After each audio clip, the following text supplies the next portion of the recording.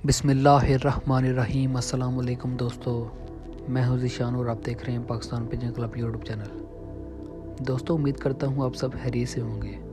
दोस्तों, आज का हमारा टॉपिक है कबूतर के बुत डालने का नुस्खा। दोस्तों, वीडियो शुरू करने से पहले आपसे दरख्वास्त है हमारे चैनल को सब्सक्राइब लाजमी करें और साथ बेल आइकन को भी क्लिक करें। दोस्तों, जो नर अंडों में बच्चे बनाने की सलाहियत से महरूम हो जाते हैं यानी बुत नहीं डालते, उनका इलाज ये है कि उन्हें पहले मादी से 15 दिन अलग रखें और देसी घी या मक्खन वाली रोटी के बोरे सुबह को डालें। उसके बाद ये नुस्खा इस्तेमाल करें। बकरे का हराम मगज़ 1 चम्मच चाय वाला, अलसी या हल्दी 1 चुटकी, चुहारा 1 अदद गुठली के बगैर, गिरी बादाम 4 अदद छिली हुई, लहसुन 2 जोए, मुनक्का 2 अदद। दोस्तों, इन सब चीज़ों को अच्छी तरह पीस कर मिला लें और 2 गोलियां बना लें। ये कबूतर की 1 दिन की खुराक है।